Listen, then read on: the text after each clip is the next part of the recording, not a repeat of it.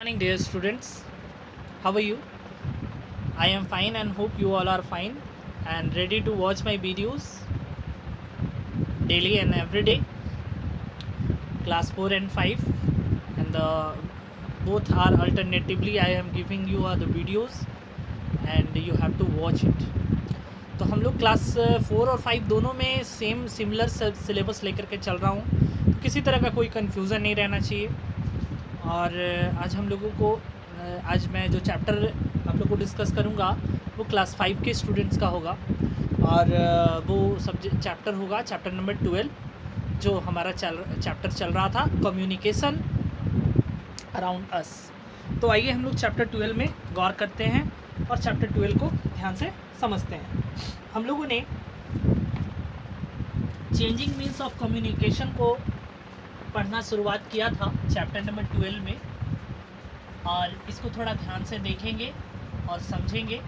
मैंने इसमें कम्युनिकेशन का डेफिनेशन बताया था कि कम्युनिकेशन एक ऐसा वे है जिसमें हम लोग अपने मैसेजेस को दूसरे के प्रति सेंड करते हैं और रिसीव करते हैं और इसमें हम लोग अपने थॉट्स के और अपने जो है वो अपने आइडियाज़ हैं उनको दूसरे के प्रति समक्ष प्रस्तुत करते हैं, एक्सप्रेस करते हैं, वही कम्युनिकेशन कहलाता है, वही संचार कहलाता है।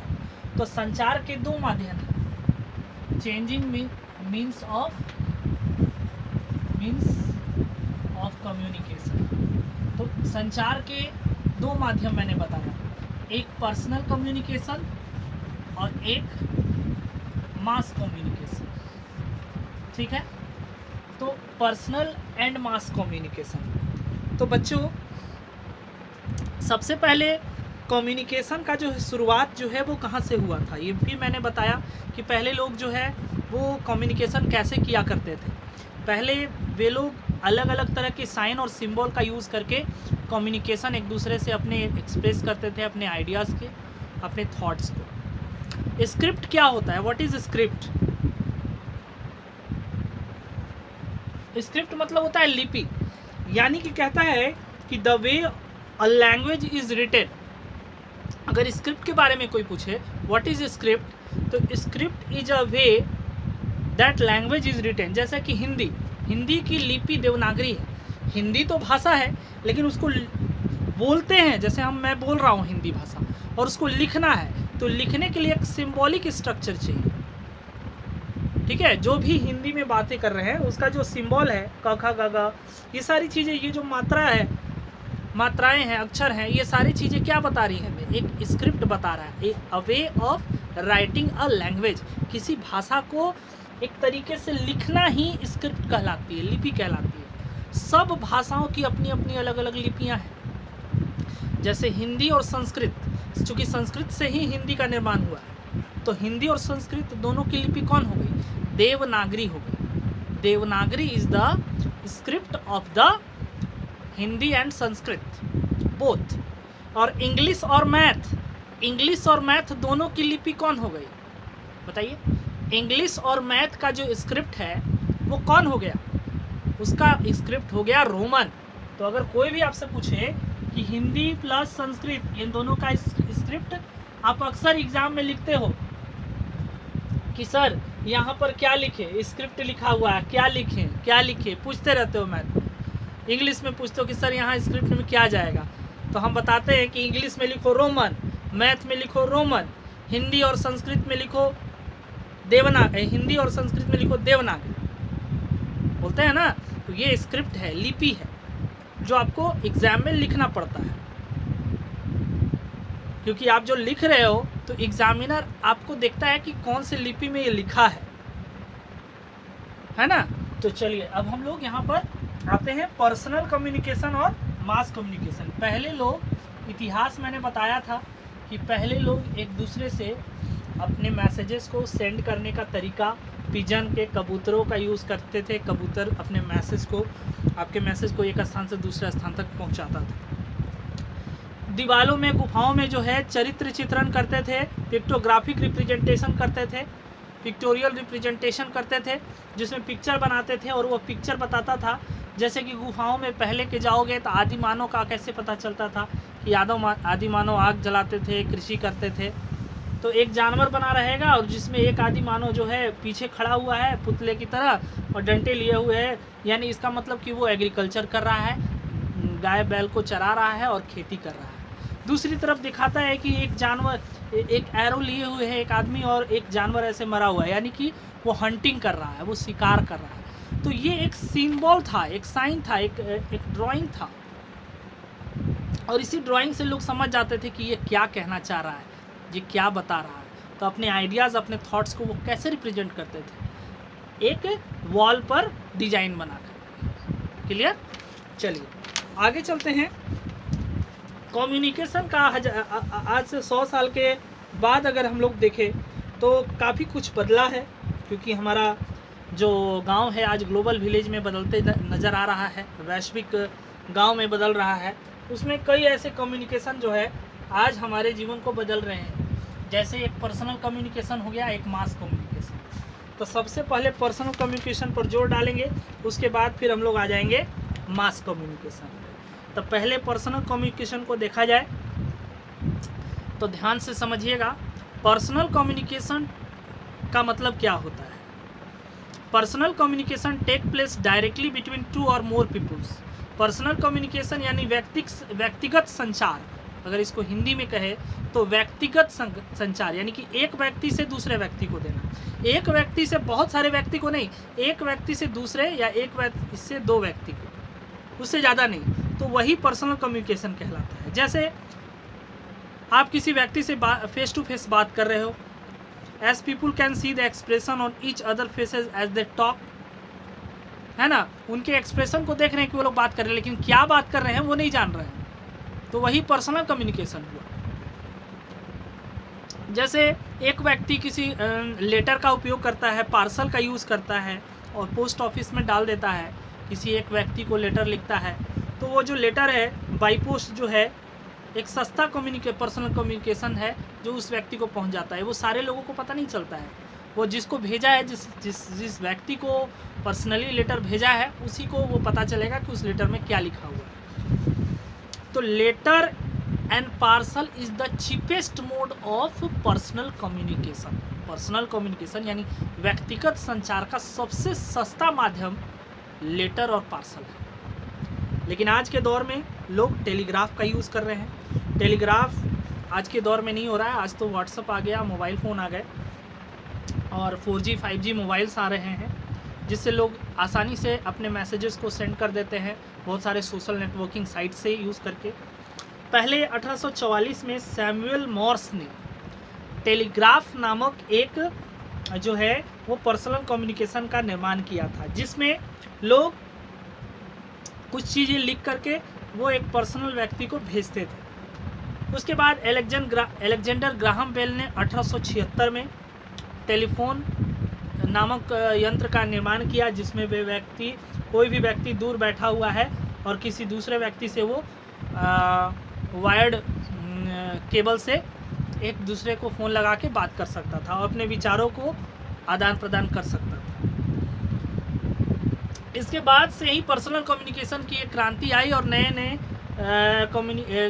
नए जो है वो मशीन बनने लगी और जिससे कम्युनिकेशन और ज़्यादा सुदृढ़ हो, और वहीं से एक क्रांति चली। उसके बाद मोबाइल फ़ोन आया। बच्चों ये याद रखना पड़ेगा कि टेलीग्राफ का जो है वो इन्वेंशन कब हुआ था। तो टेलीग्राफ का इन्वेंशन किसने और कब किया था? टेलीग्राफ का इन्वेंशन सैमुअल मॉर्स ने 1844 ईस्वी में किया था। दूसरा, टेलीफोन का आविष्कार एलेक्जेंडर ग्राहम बेल ने किया था।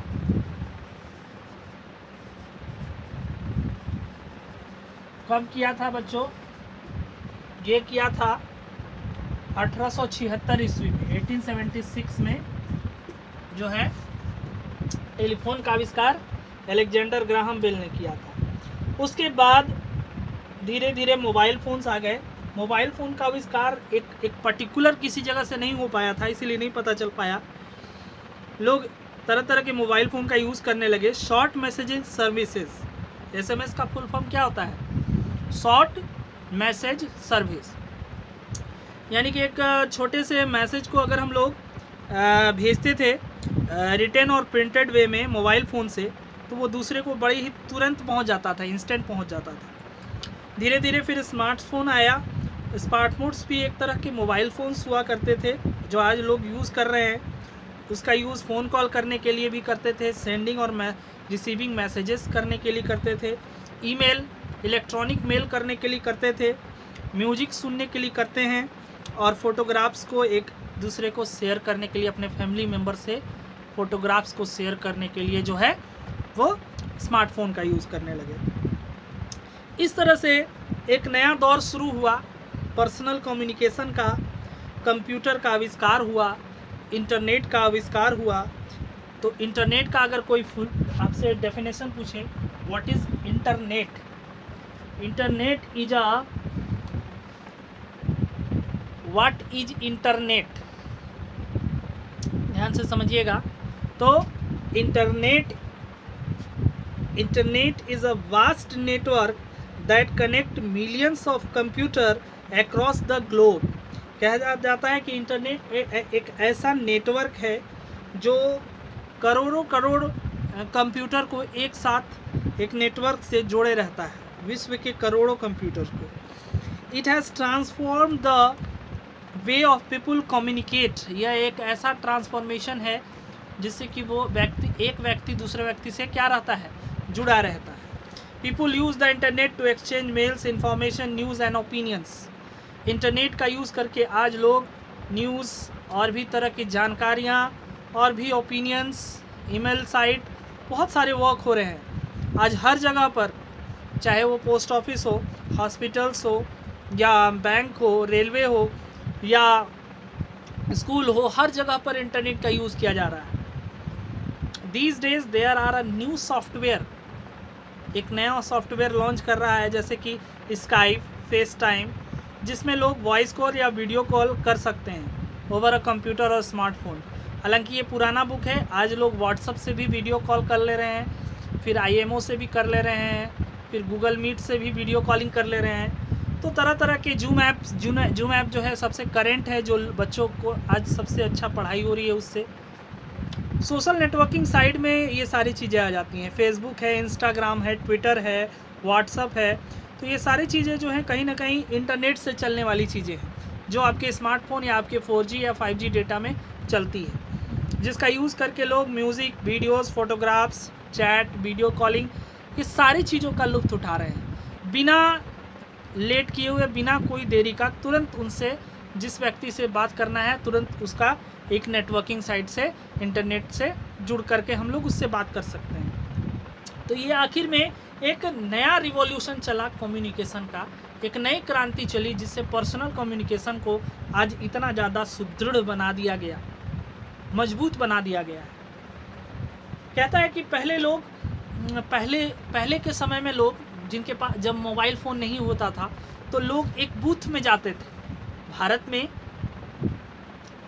हर एक बहुत इम्पॉर्टेंट सिटीज़ है, वहीं पर बूथ हुआ करता था। बूथ में मोबाइल फ़ोन, टेलीफोन हुआ करता था, तो लोग वहाँ जाते थे। जैसे कि अगर विदेशों में कॉलिंग करना है, या दिल्ली, मुंबई, पटना महानगर में कॉल करना है, या अपने भारत देश से दूसरे जगह कॉल करना है, तो उसका कंडीशन होता था। सबसे पहले अगर आपको STD कोड लगाना पड़ता था। अगर दिल्ली अगर बात करना है तो उसके लिए आपको STD कोड लगाना पड़ता था। अगर आपको चेन्नई बात करना है तो उसके लिए उसका भी STD कोड अलग होता था, दिल्ली का STD कोड अलग होता था। जैसे दिल्ली का STD कोड होता था 011। चेन्नई आपको फ़ोन करना है किसी भी मोबाइल फ़ोन पे, किसी भी टेलीफोन पे अगर फ़ोन करना है, तो सबसे पहले आपको उसका STD कोड लगाना पड़ता था। स्टैंडर्ड जो है trunk dialling, subscriber trunk dialling. What is the full form of STD? STD का फुल फॉर्म होता है सब्सक्राइबर ट्रंक डायलिंग, ठीक है। और what is the full form of ISD? International subscriber dialling, international subscriber dialling. तो ये STD का उपयोग कब करते थे? जब हमको दिल्ली, कोलकाता, मुंबई, चेन्नई फ़ोन लगाता, 4 महानगर में फ़ोन लगाने के लिए आपको सबसे पहले वहाँ का STD कोड लगाइए, तब जो भी टेलीफोन है वो नंबर लिख के तब डायल करिए, तब वहाँ फ़ोन लगता था। डायरेक्ट आप अगर टेलीफोन से लगा रहे हैं तब आपका कनेक्शन नहीं होने वाला है। अगर आपको विदेश में कहीं कॉल करना है, वहाँ पे अमेरिका लगाना है, फिर आपको जो है ऑस्ट्रेलिया लगाना है, तो उसके लिए भी आपको एक इंटरनेशनल वहाँ का ISD कॉल डायल करके तब आपको जो टेलीफोन नंबर है तब डायल करके तब वो हम कॉलिंग करने पर फिर आपको जो पर्सनल कम्युनिकेशन है, जो जिस व्यक्ति से आप बात करना चाहते हैं अपने रिलेटिव से, उनसे बात हो सकती थी, है ना। लेकिन आज क्या है, 4G आ गया, 5G आ गया, डायरेक्ट नंबर डायलिंग करिए, तुरंत वहाँ पर आपसे उसका कनेक्शन हो जाएगा। तो ये एक रिवॉल्यूशन चला बच्चों, जो पहले के ज़माने में नहीं था, लेकिन इससे काफ़ी ज़्यादा नुकसान भी है, मैं आगे बताऊँगा। आगे है, always be polite when you talk to people, use word like please, sorry, pardon me and thank you. जब भी आप किसी बड़े से बात करें या किसी छोटे से बात करें, और कभी गलती से किसी कारणवश कोई चीज़ गलती निकल गया, तो आप ज़रूर इनका इस्तेमाल करें बोलने में, जैसे sorry sir, please sir, pardon me sir, माफ़ कर दीजिए सर, थैंक यू सर। तो ये सारी चीज़ें जो हैं एक वे है बात करने का। किसी से अगर बात कर रहे हैं और इसमें ये वर्ड ले आते हैं आप, तो आप एक बहुत अच्छे विद्यार्थी बन सकते हैं। अगर किसी से वार्तालाप कर रहे हैं और गलती से आप कुछ ऐसे मिस्टेक वर्ड्स बोल दिए जो उनको हार्श लग गया, तो आप sorry, pardon me sir, thank you sir, welcome sir, ये सारी चीज़ें जो हैं अगर आप बोलते हैं तो दूसरे व्यक्ति को काफ़ी अच्छा लगता है। तो ये कम्युनिकेशन का एक वे है जिसमें आप वो एक नया रिवॉल्यूशन ला सकते हैं। चलिए बच्चों, चूँकि हमको थोड़ा फास्ट चलना है और मास कम्युनिकेशन को कंप्लीट करना है, उसके बाद कल हम लोग इसको कंप्लीट करने में लग जाएंगे। मास कम्युनिकेशन को देखते हैं। ये तो था भाई, क्या था ये, पर्सनल कम्युनिकेशन। अब मास कम्युनिकेशन को आइए देखते हैं। मास कम्युनिकेशन, अभी हमारा टाइमिंग है तो 3-4 मिनट में हम लोग मास कम्युनिकेशन को देखेंगे, क्या बोलता है मास कम्युनिकेशन। और पर्सनल कम्युनिकेशन को हम लोग देख लिए, इसके बाद मास कम्युनिकेशन में आएंगे।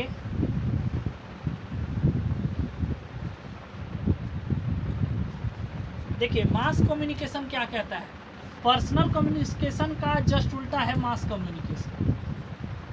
कहता है कि mass communication refer to the transmission of information. Mass communication refers to a transmission of information to a large number of people at the same time। Mass communication एक ऐसा कम्युनिकेशन है जिसमें आप किसी इंफॉर्मेशन को ज़्यादा से ज़्यादा संख्या में लोगों को एक ही समय में भेजते हो, तो वही मास कम्युनिकेशन कहलाता है। मास कम्युनिकेशन दो तरीके से हो सकता है, एक मास मीडिया और एक सोशल मीडिया। तो मास कम्युनिकेशन जब आप एक मैसेज को बहुत सारे ट्रांसफ़र करते हो, transfer of information to a large number of people,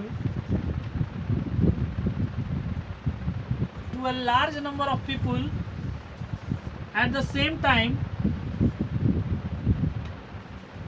number of people at the same time,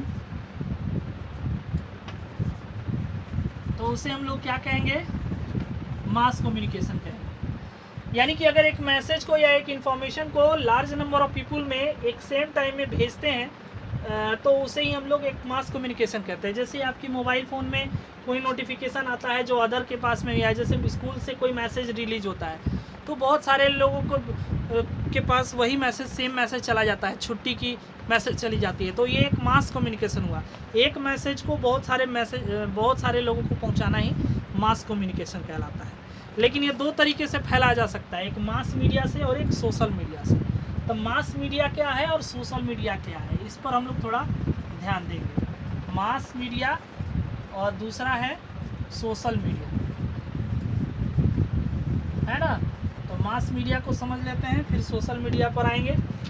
चलिए, मास मीडिया क्या है।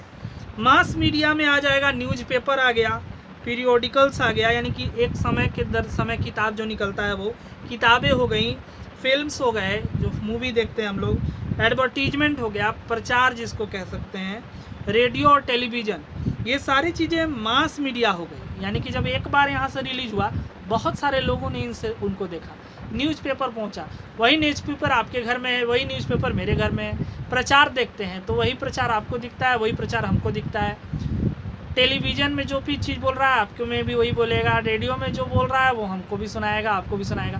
तो ये सारी चीज़ें क्या किस में आएगी, ये मास मीडिया में आएगी, यानी मास कम्युनिकेशन का उदाहरण। ये न्यूज़पेपर एंड मैगजीन जो है वो एक तरह का इंफॉर्मेशन फैलाने का काम करते हैं। एक समय में ज़्यादा से ज़्यादा लोगों को जब न्यूज़ पहुंचता है न्यूज़पेपर या मैगजीन के माध्यम से, तो एक बेस्ट माध्यम कहलाता है मास मीडिया का। आपको पता है कि जो भी प्रिंटिंग प्रेस जो न्यूज़पेपर है वो छप के कहाँ से आता है आपको पता है? जॉन गुटेनबर्ग नामक एक व्यक्ति का नाम सुनिए ध्यान से। जॉन गुटेनबर्ग जो था जर्मनी का एक बहुत बड़ा इन्वेंटर था, जिसने प्रिंटिंग प्रेस का आविष्कार किया था, जहाँ पर आज लोग जो न्यूज़पेपर छापते हैं या न्यूज़पेपर जो छपता है बच्चों, जो भी न्यूज़पेपर छपता है, आप जो न्यूज़पेपर देखते हो या छपता है तो वो प्रिंटिंग प्रेस में छपता है, छपाई घर में छपता है। इसका आविष्कार, इसमें जो मशीन लगती है जो पेपर में प्रिंट छापने का काम करता है, बड़ी बड़ी मशीन होती है। इसका आविष्कार एक वैज्ञानिक था जिनका नाम था, इन्वेंटर था, आविष्कारक थे जॉन गुटेनबर्ग, जिन्होंने प्रिंटिंग प्रेस का आविष्कार किया था। जर्मनी के व्यक्ति थे, जर्मनी में इनका जन्म हुआ था। इसके पीछे कहानी है बच्चों जो मैं अगले दिन बताऊंगा, और फिर आप इसके बारे में मुझे कमेंट करके बताओगे कि कैसा आपको ये स्टोरी लगा। तो अगले दिन स्टोरी मैं बताऊंगा। तब तक के लिए thank you and have a nice day. Bye bye.